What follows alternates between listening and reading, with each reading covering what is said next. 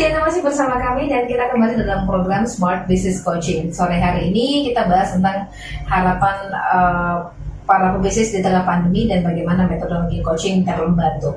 Coach Ihsan, so far ya, ini daripada para pebisnis yang datangin Coach Ihsan di tengah kondisi pandemi ini, apa sih sebenarnya yang paling mereka harapkan coach di tengah-tengah keadaan ini?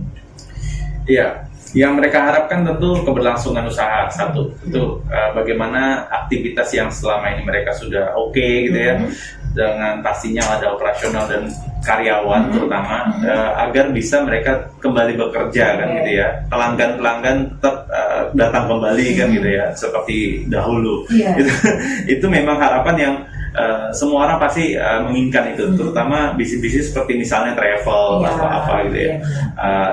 Dan banyak gitu ya, dan tentunya support dari pemerintah. Jadi bagaimana mereka bisa disupport ya dengan kebijakan-kebijakan pemerintah. Dan dari harapan itu ya, kadang membuat mereka tidak bergerak. Gitu. Kita udah pernah bahas ada freezing gitu ya, ada kondisi yang freezing gitu. Nah, tapi ada beberapa dari mereka yang mulai grow, ya, mulai berpikir, oh kalau saya melakukan hal yang sama dengan orang-orang lain yang freezing, maka saya akan menjadi mereka, gitu. Nah, akhirnya mereka mau bangkit. Nah, kita beberapa kali kemarin mengundang narasumber tamu, sebagian besar ya, bahkan semua ya, itu mereka punya mental yang bangkit. Nah, bagaimana bisa berani dan lain-lain.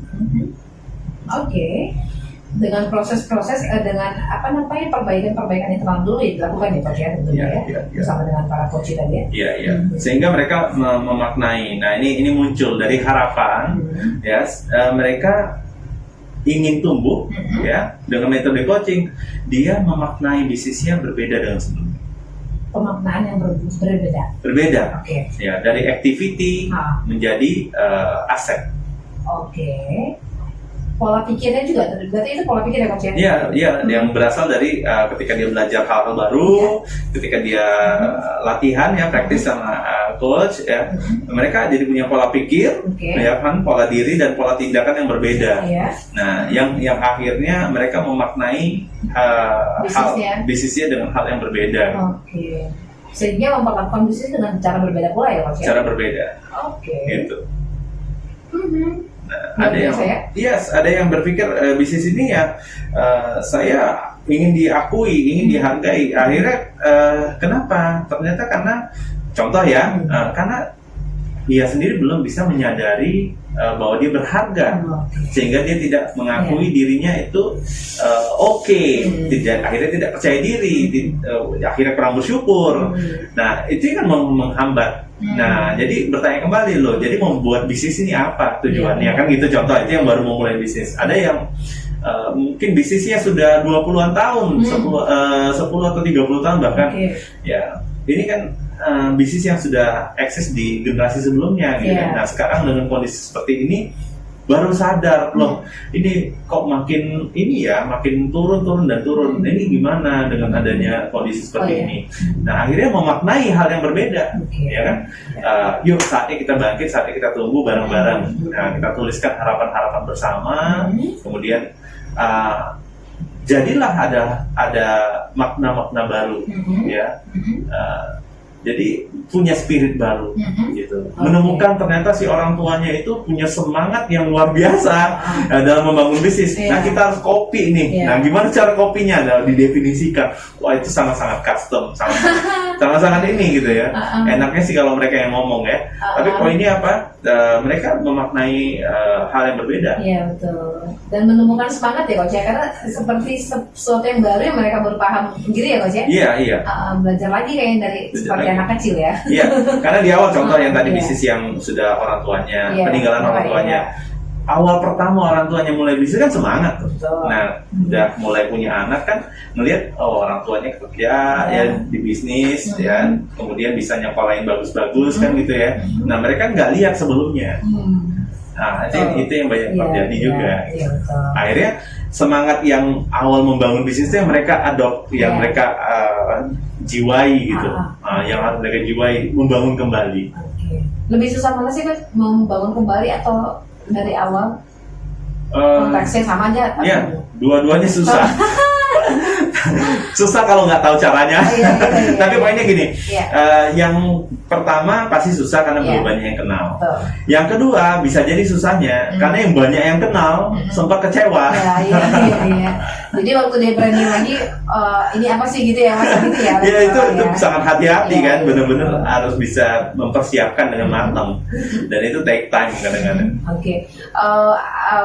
Artinya teman-teman coaching ya di sini ya, coach yang diperlukan untuk membantu teman-teman pebisnis yang dalam kondisi itu ya, coach ya? Iya, kalau coach sudah tahu dari teman-teman pebisnis, teman-teman coaches, kalau kita para coaches gitu ya. Kalau di Mo ya seperti itu, ya. Jadi kita benar-benar mendampingi mereka seperti lagu tadi ya, Stand By You. Stand By You. Stand By Me. Stand By Me. Iya, ada lagu tadi barusan enggak ya? Iya, di awal.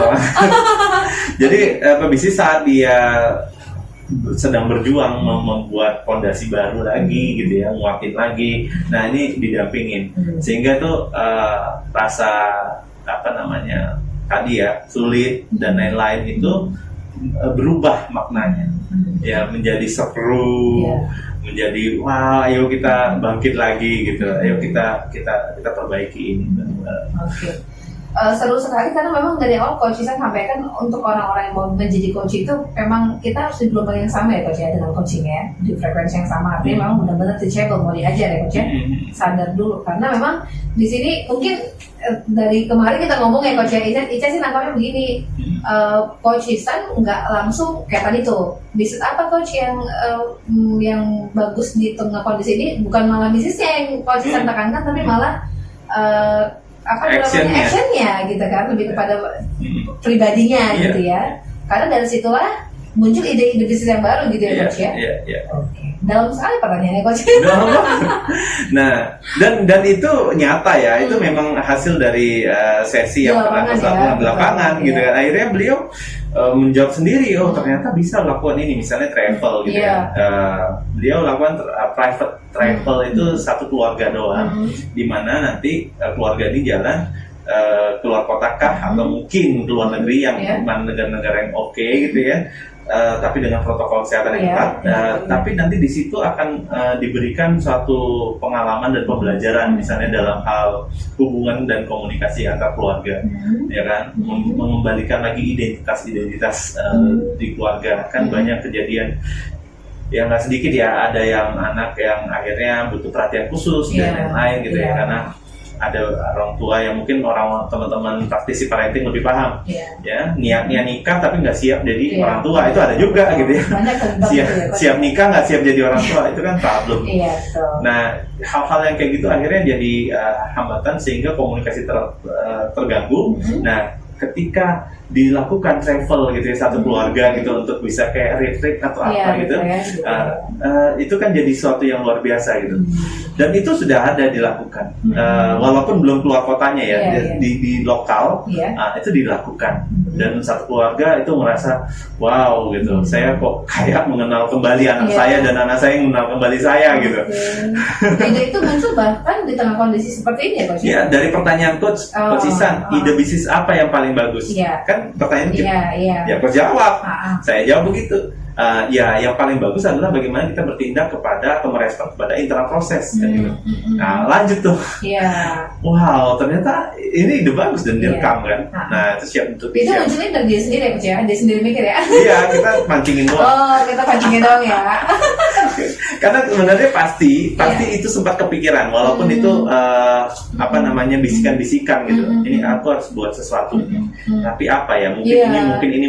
Nah hadirnya coaching untuk ia bisa memutuskan ya, dan bisa membuktikan. Jadi bukan hanya memutuskan aku mau lakukan ini. Maka pertanyaan selanjutnya adalah apa yang membuat Bapak tidak melakukannya? Betul.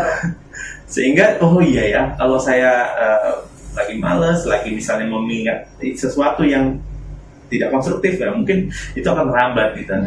Ketika menyadari hal itu kan diberikan lagi ya kan pertanyaan. Nah ketika itu muncul, apa yang Bapak harus munculkan ya? Itu kan penting banget. Oke, karena kadang-kadang orang punya idenya nih coach, ya punya ide yang sangat brilian, tapi belum eksekusi juga sampai sekarang. Dia tuh nggak ngerti kenapa. Iya, Segitu. karena ide itu murah. Ya, eksekusinya yang mahal. Makanya buktikan eksekusinya bisa murah ya. Kalau misalnya butuh coach kan nggak murah. Iya. Tapi seru loh hasilnya. Karena kita bareng-bareng jadi kayak mitra yang memang itu sama-sama membangun gitu. Karena lover kita itu nggak butuh kali kita sukses seperti apa. Mereka dekat sama kita, mereka juga senang. Hater gitu, ya. Ini kebalikannya, hater itu nggak peduli ya, ya kan mau ngapain gitu ya. Oh ya sukses malah nggak suka gitu, ya kan gitu ya. Nah makanya ya fokus ke diri Anda. Jadi bisnis tuh kalau Mbak Ica tadi nanya di awal sebelum siaran, gimana Coach bisa memulai bisnis? Nah maka mulailah dari menjadikan diri kita sebuah bisnis. Ya, dari mana itu? Dari pola pikir, pola tindakan terhadap manajemen waktunya. Ya kan? Ada hal-hal apa yang dipikirkan ya untuk merealisasikan impian, terus alasan kenapa itu penting, kemudian goals kecil yang kita harapkan di tahun ini gitu ya. Dan goals yang menantang gitu ya, di listing gitu kan. Nah, kemudian masuk ke level tindakan nih, action, ya kan? Apa kira-kira potensi kita, kita menemukan potensi kita misalnya dari banyak assessment gitu ya. Nah, kemudian keberanian kita apa sih gitu ya? Karena bisnis ini kan menghadapi resiko, ya. Kalau berani menghadapi resiko berarti menghadapi rezeki juga berani. Iya, siap dong. Iya, mirip kan resiko. Penaman ini membuat mereka tuh jadi ketawa-ketawa gitu. Lain-lain tuh, oh iya juga ya Mas gitu. Jadi ya santai aja gitu. Nah, kemudian self development atau kebutuhan pengembangan diri apa yang dibutuhkan, ya kan? Sehingga saya mau belajar ini, belajar ini, Oke. Misalnya Mbak Ica bilang tadi ada belajar public speaking dan lain-lain gitu kan. Nah, di listing, ya. Kemudian masuk ke level habit. Nah, gimana kita komitmen, gimana kita konsisten, gimana kita mengukurnya. Itu jadi punya tuh, saya punya media yang bisa mengukur bagaimana saya konsisten. Nah, saya buat jadwalnya, saya ini dan ada notifikasi di smartphone kan gitu ya. Jadi asisten pribadi dan itu baru smartphone ya, karena yang punya smart people. Oke. Walaupun itu tidak berhasil untuk semua orang coach, karena ternyata dia butuh didampingin ya. Yes, karena untuk bisa punya habit yang baru itu mandiri ya ditemenin ya kan untuk bisa mereka tahu blind spot mereka. Betul. Ya, dan termasuk konsisten ya coach ya terhadap apa yang mau dikerjakan ya. Karena kadang-kadang kalau dia ngerjain sendiri, entah motivasinya yang kurang, entah karena dia tidak dikontrol atau karena dia tidak mengakuntabilitikan sesuatu kepada orang lain, dia ngerasa nggak terlalu bertanggung jawab. Ya udah, coba lagi minggu depan, gagal ya nggak apa-apa tahun depan gitu ya coach ya. Sering banget gitu loh coach. Ya, ada good side, ada bad side kita. Jadi fokus ke good side ya, dimana good side-nya kita nih, sisi baiknya kita itu mau nih tumbuh ya. Latih dia gitu, latih soul-nya, latih mind-nya gitu. Nah, bad side kasih bilang, aduh ngapain sih, capek-capek gitu ya. Udahlah, tidur aja, rebahan aja. Saya biarlah mengalir seperti air. Lagi begini juga keadaan kan ya. Iya. Kita punya 1001 alasan nggak gerak gitu ya. Nah, itu memang ya mau gimana lagi, tapi minimal kita bisa work out dari sisi tadi, pola pikir, pola diri, pola tindakan apa yang bisa dilakukan gitu ya, sehingga bisa konsisten. Oke. Baiklah, satu segmen lagi kita coach, kita beri dulu ya. Kami masih akan kembali untuk Anda semua listener, usai jeda tetap bersama kami.